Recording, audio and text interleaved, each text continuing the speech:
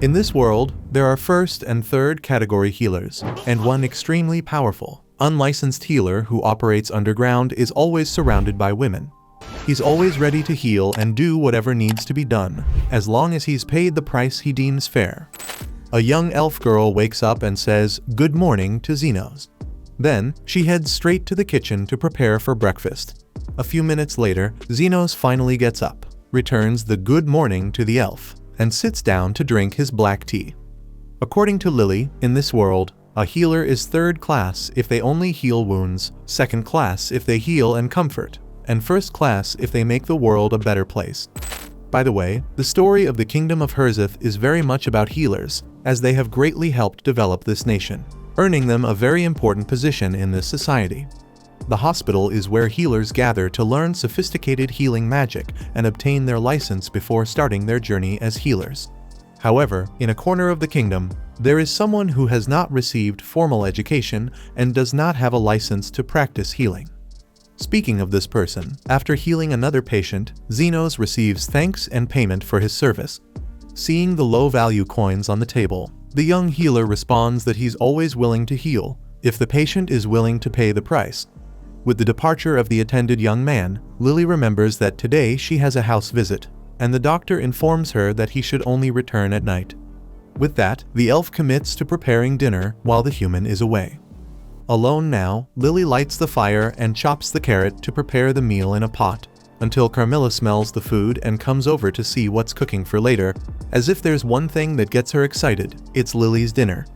The elf asks her to leave it to her. After all, she's training to someday be Xenos' wife. Trusting her friend, Carmilla says she'll rest in the room for a while and flies off to take a nap. Then, a woman named Zofia enters the house looking for the doctor. Lily informs her that he went to make a house call, so the lady with shark-like serrated teeth decides to wait there for the young man. Honestly, she hoped to have that handsome guy all to herself if she arrived early, but luck isn't always on our side. In the following scene, it's time for Linga to enter in search of the most sought-after doctor by the female figures of Herzith. Lily gives the same warning to the Catwoman, who regrets not being able to lick Mr. Xenos entirely while receiving a stroke on the tail, or rather, as you prefer to call it. Zofia informs her that she arrived first and suggests that the beast return home. Then the two start a duel of sinister stares, until Lily joins the competition. Similarly, another woman arrives who manages to be even noisier than the others. Busting through the door, Loa came to play doctor with the doctor. Lily once again informs her that the man is out on a house visit and asks the big woman to fix the door before anything else. When the whole gang gathers, Loa deduces that they came for Lily's food, but Zofia replies that only the big woman would do that. Speaking of the little one, the petite elf collects her secret ingredient and throws it in the pot.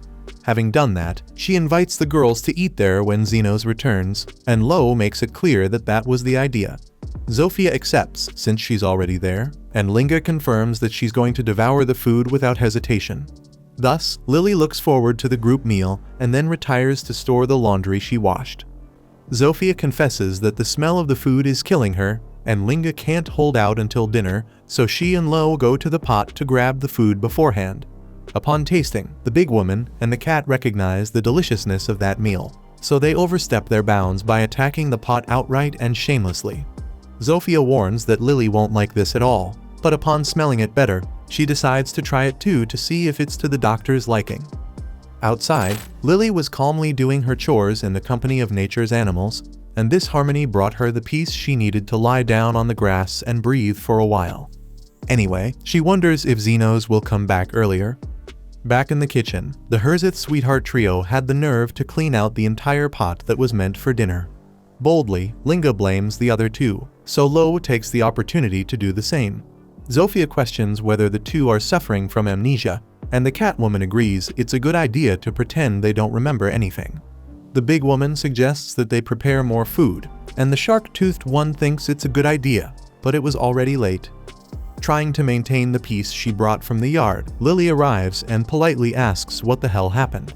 Soon, the three culprits are seated at the table to tell the story, but all of them act clueless, pretending they had just arrived. With slightly less patience, Lily slams her hand on the table and repeats her question. Then Zofia spills that the smell was irresistible and she decided to taste a bit of the food. Linga argues that her arms moved on their own, while Lo admits that the stuff was too good. Seeing that the elf is getting angry, the three quickly convene and conclude that the little one is really ticked off.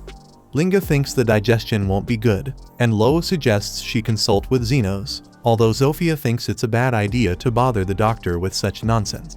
However, unfortunately, the fur on the Catwoman's tail is rougher than usual, but she hopes the doctor will pet it as usual.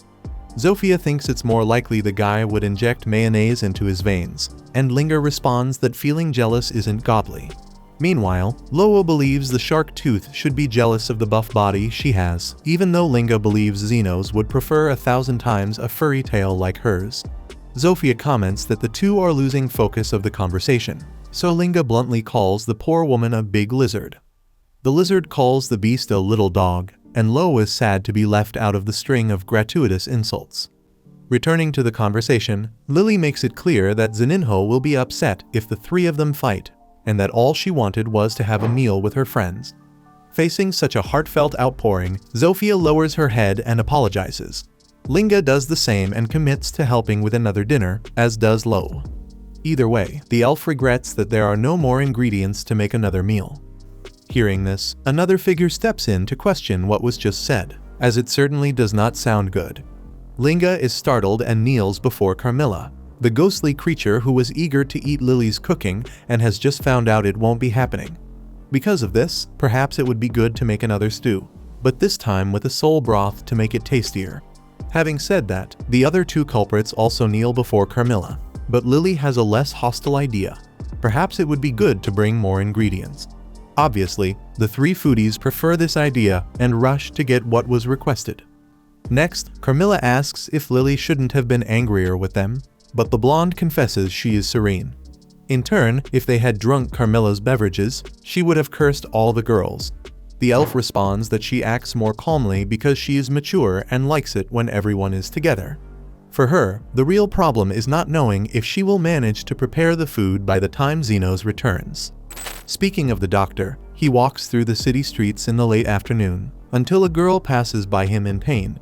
A man with a malicious tone of voice emerges behind her after searching for her all over. The girl argues that she went to the hospital because of a stomachache but ended up not being seen due to lack of money. The man grabs the girl's hair and makes it clear that having a stomachache is not enough for a slave to take a break. Then he takes her away violently.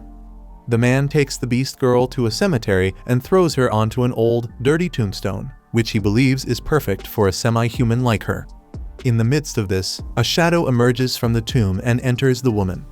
Unnoticed, the owner of the servant kicks her belly hard and with disdain and then leaves, saying that the slave will only be fed if she shows results. That said, she gets up and tears the man's stomach open eagerly, as an energetic mass contours her body, as if adding to that disproportionate strength. Seeing that things are heating up, the man runs through a part of the city that is in ruins, screaming for help, until he comes again to Xenos. He pleads for the boy's interference, but Xenos criticizes the self-centeredness of the individual. The man argues that he was just doing his job, but changes the subject when he explains that it was just something related to agriculture. Either way, he is severely injured and is willing to pay if the boy can do something. Thus, at the same moment that the beast emerges again to attack her master, the healer pushes the victim's body to prevent him from dying. With irony, Xenos asks what happened to make the girl so angry. Then he dodges the stones she throws at him. The owner of the servant asks the young man to end the girl, but Xenos refuses, since his job is not to kill people. Outraged, the aggressor insists that an aristocrat like him could not end up dead over such a trifle, and that it's just a matter of buying another slave in her place if she dies. Upon hearing this, Xenos is carried to a traumatic memory and clarifies that his role is to save as many people as he can. At that moment, the semi-human throws a huge rock at the healer, but he imbues his fist with mana and destroys the stone into pieces. The noble is startled and wants to know what kind of healer is capable of doing this. The woman moves swiftly across the battlefield, and the doctor knows that her speed is unusual even for her race. Regardless, with a magic shield, he repels an attack he suffers and isolates the attacker towards a destroyed house. already weakened, the building lets its wall fall, crushing the aristocrat. After resolving the conflict, Xenos goes to the demi-human to lift her up, but the girl seems too scared to accept help. Additionally, the malevolent aura that surrounds her manifests again with force around her body, so the doctor understands that she is possessed. Then he places his own arm in the girl's mouth and uses his healing to expel the intruder. Trying to understand what kind of agriculture involves servants being possessed by spirits of the dead, the healer destroys that malignant manifestation and treats the wound. Seeing that the boy healed the servant's broken leg in seconds, the aristocrat emerges from the debris and recognizes that this doctor is incredibly powerful. Thinking this, he pleads for help, but Xenos replies that his shift is over for today, so he asks if he can see the man tomorrow. The noble explains that by tomorrow he will already be dead and demands to be healed right now, so the doctor requires an additional payment. Several gold coins are handed over to him, but this is far from what Xenos would like to receive. After all, he is an underground healer and has no license. Therefore, he asks to take the aristocrat's slave as compensation. Thus, the noble agrees and is healed. Xenos takes the beast woman to his house, informs her that he has purchased her, and asks her name. When the girl replies that her name is Till, the man tells her to undress, as her purchase was expensive, and he needs to know if the servant is in good condition. After hesitating for a few moments, the girl does what was commanded. Then Xenos discovers that she has a gallstone, which causes inflammation. Without delay, he completely heals the semi-human, who does not understand how he was able to do this without any enchantment or magic circle. Naturally, she thanks him for it, but her master would like her to also show service beyond just thanking. Till assures that the master can ask whatever he wants, so he hands her a notebook and asks her to look for something. Immediately, the servant set out in search of what had been requested and came upon a plant that was exactly what he had been looking for. Not quite understanding everything, she wanted to know if the job was just that, as she thought there might be more for her to do. However, the healer assured her that her work was done. Even more confused, Till claimed she was still in debt. But as Xenos had already said, she had paid what she owed. In fact, he explained that he always demands a fair price for the work he does, and pays a fair price for what he expects others to do. In Till's case, she found the leaves that he could not have found on his own, which means their value was equal to what the doctor had done for the semi-human. Thus, their debts were settled. With that, the boy tore up the servitude contract and informed her that her life was now her own. Overjoyed, Till admitted she didn't exactly know what she wanted to do from now on, but she was going to live to find out, and she would come back to tell the doctor when she did.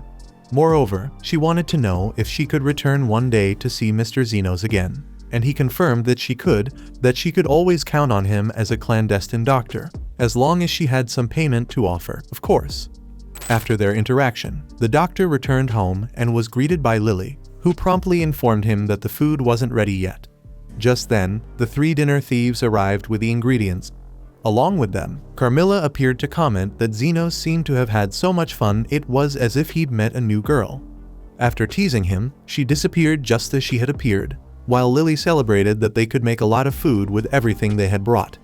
Xenos could hardly wait, while Lily committed to making black tea for everyone to enjoy together. Check out these videos appearing on your screen and subscribe so you don't miss the next part.